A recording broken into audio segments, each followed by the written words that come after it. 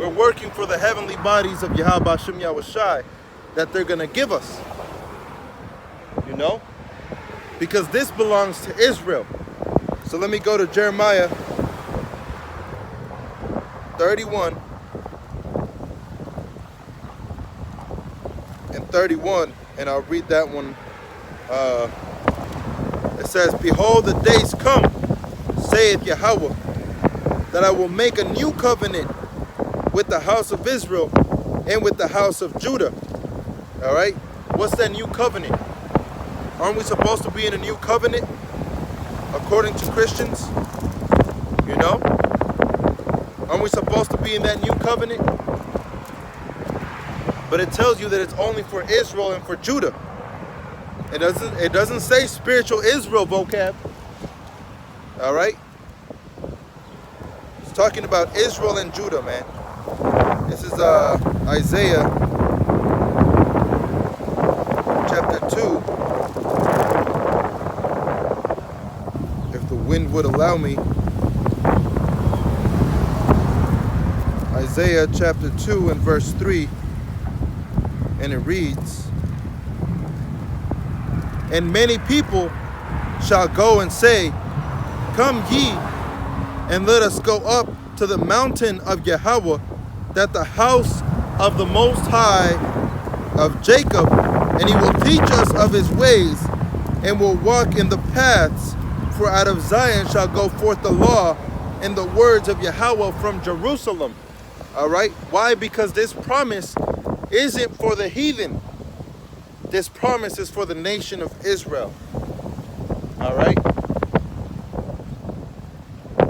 It's for the nation of Israel. It says, Jeremiah 31 and 32, "Not according to the covenant that I made with their fathers in the day that I took them up out of the hand to bring them up out of the land of Egypt, which my covenant they break, although I was a husband unto them, saith Yahweh." See, so who is the bride and who is the bridegroom? You know? In a spiritual sense, Yahweh and Yahushai are the bridegroom. We're the bride. We belong to them. You see? There's a bunch of scriptures that verify that and that speak of that. Yahushua is coming for us. Another one would be Matthew 1 and 21. "His name shall be Yahushua, and he shall save his people from their sins." Who was the Lord's people? Israelites. It wasn't just for everybody. You know? It was for Israelites.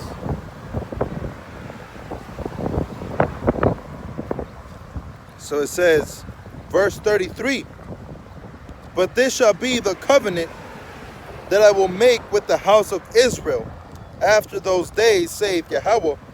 I will put my law in their inward parts and write it in their hearts, and I will be their God, and they shall be my people."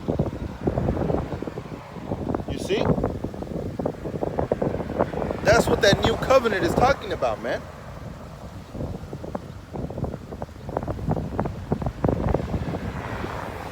You know? Lucky.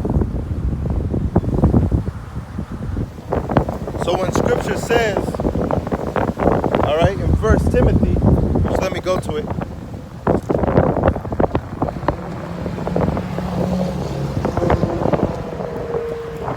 Philippians,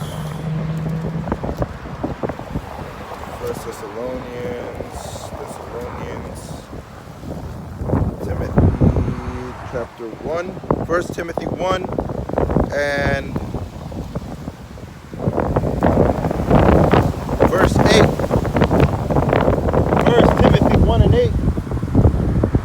But we know that the law is good if a man use it lawfully, knowing this, that the law is not made for a righteous man, but for the lawless and disobedient,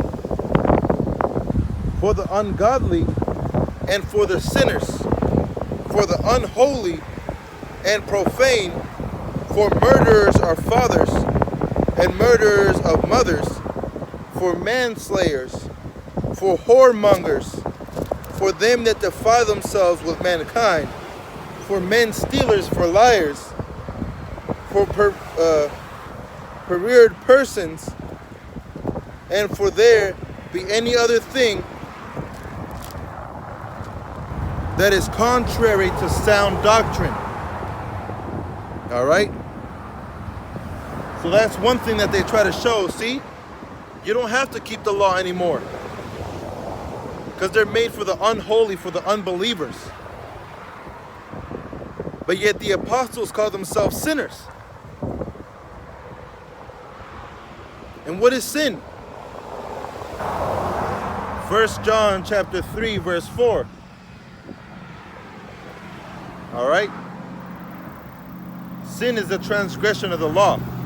Like it says in the book of Romans, we would not have known sin if it wasn't for the law. You know? So those perfect bodies that I spoke of in the beginning, that's when we don't need the law. Because we won't have to teach people the law. We won't have to teach people, Israelites, the law. Because the law is going to be for the righteous. Right? The righteous don't need to teach the law anymore to the righteous. Because the righteous will have the laws in their inward parts. But yet I read Isaiah chapter 2 and verse 3. The heathen are going to go and try and learn the law from the righteous. And that's what the book of Timothy, chapter 1, 1 Timothy 1 and verse 9. Knowing this, that the law is not made for a righteous man. Why? Because we're going to have those righteous bodies, as I read in Philippians chapter 3. It says, but for the lawless and the disobedient, for the ungodly and for the sinners, for the unholy and profane, for the murderers of fathers, for the murderers of mothers, for manslayers, which is who? The heathen. Now we're going to teach the heathen in the kingdom of heaven, but we're not going to teach another Israelite.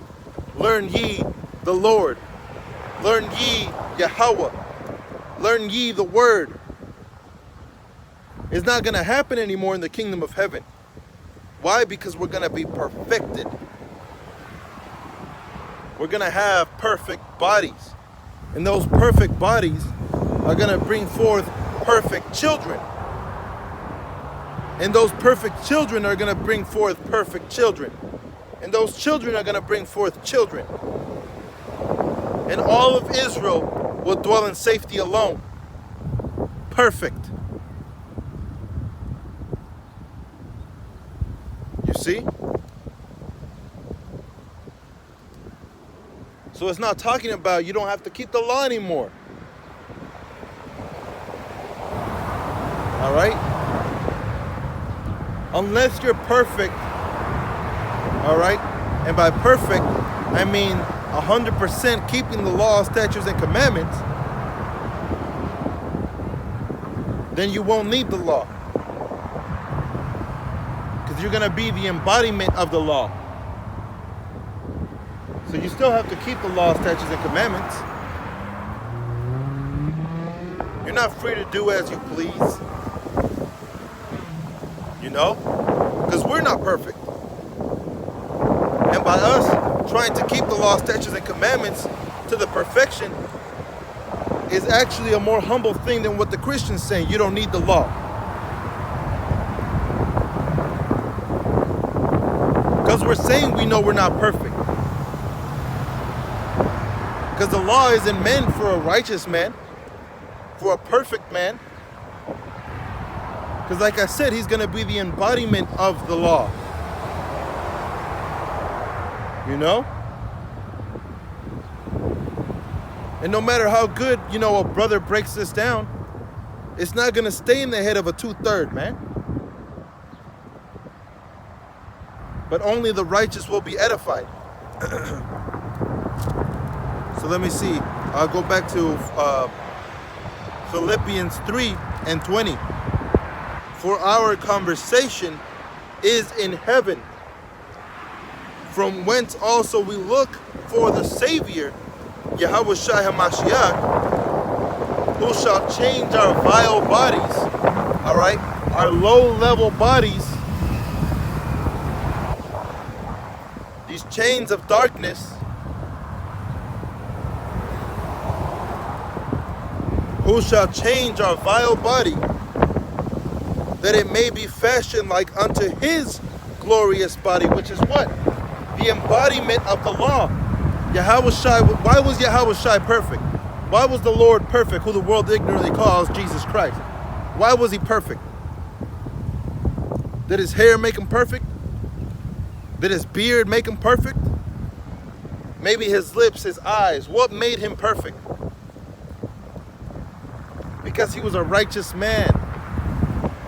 He kept the law, statutes, and commandments to the perfection. He walked perfectly. His wisdom, his knowledge, his understanding was complete. Like it says in the Baruch chapter 3. I think it's verse 21 or verse 27. He found out all the ways of knowledge and gave it unto Jacob.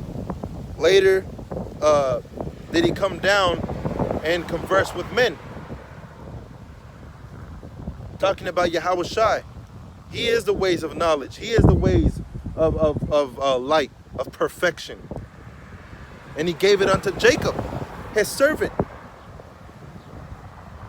And like it says in, what was it? Malachi chapter 3.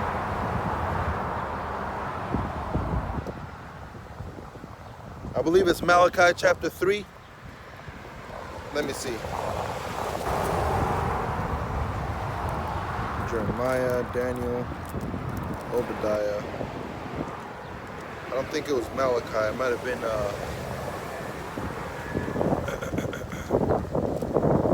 I always get Malachi confused with some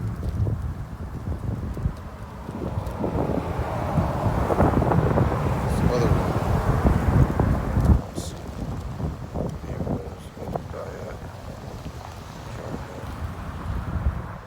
Micah. It was Malachi 3. If I'm not mistaken.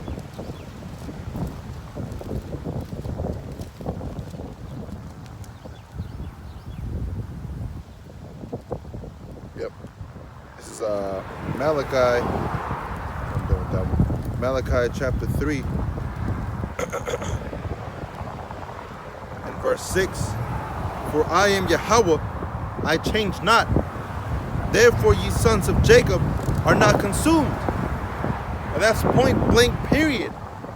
He found the ways of knowledge and gave it unto Jacob. Let me get that in Baruch.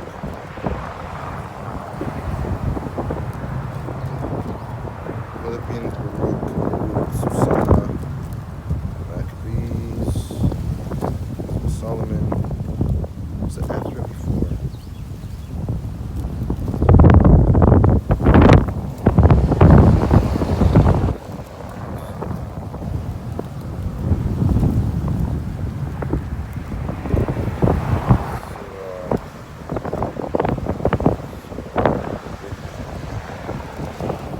Baruch chapter 3 and 35. This is our God, Yahweh, and there shall none other be accounted of in comparison of him. He hath found out all the ways of knowledge, and hath given it unto Jacob his servant, and to Israel his beloved. afterwards did he show himself upon the earth and converse with men. You see? And who are those men? Righteous men of the sons of Israel. Those are the sons of God. You know? So that new covenant is talking about having heavenly, perfected, bodily, heavenly bodies. You know? That's what that's talking about. It's not saying you don't have to keep the law, statutes, and commandments anymore. It's saying when the time comes, you will be the law, statutes, and commandments. If you're an Israelite righteous man. You know, even the women. So that's what those bodies being transformed is talking about, man. You know?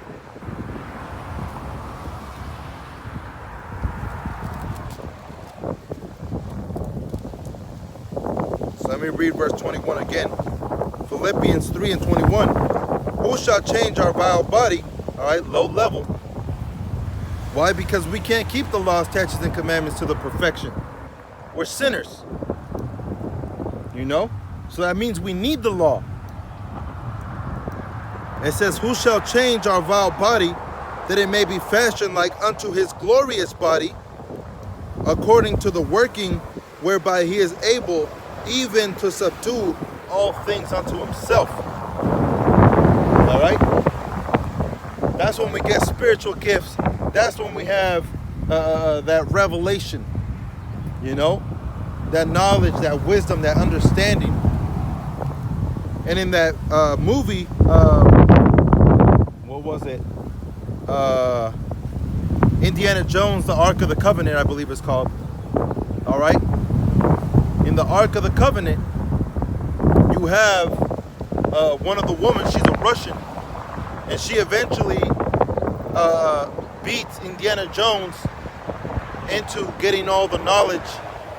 And if you look closely, man, it's beautiful, you know? If you look closely, there's 13 aliens, or what you call aliens, all right? There's 13 of them, representing the 13 tribes of Israel. But when you count them, all right, when they all join one to another, you count them, there's actually 12. All right, because one of them isn't counted, which is the tribe of Dan. You know? Dan just presents himself as a tribe of Israel. See? But it's beautiful, man. And then when they all come together, they make one. And they have all the knowledge, all the wisdom, and all the understanding. And this heathen woman looks at him and says, tell me, I want to know, tell me everything. So what happens? He gives her all that knowledge, all that wisdom, all that understanding. And what does she say? Stop, stop, it's too much. I can't take it. Stop. And then what happens to her? She disintegrates. Because she can't behold all that power. You know that saying in the world, knowledge is power? That's true. Knowledge is power. Knowledge is salvation. You know? And after she's destroyed, what happens? She floats into the chariot, into that UFO. You know, which could have been symbolic for 2/3 of our people have to be destroyed in order to be saved. Which is true, you know? So, hey, that's the doctrine that we bring forth, man. Salvation. It's a beautiful time, man. You know? Maybe not for the flesh. Maybe not for the bodies. Maybe not for the people from below. But for the people from up above. For the people that believe in Yahweh Hashem Yahushua, this is a beautiful time because we're going to see the death of America. The death of the heathen reign. And the coming new of Yashar Allah. So with that, I want to give all honor, glory, and praise unto Yahweh, Bahasham Yahawashi, Bahasham Rakakwadash, and double honors to our apostles and our elders of Great Millstone. Shalom to the brothers out there pushing the truth out in sincerity. Shalom.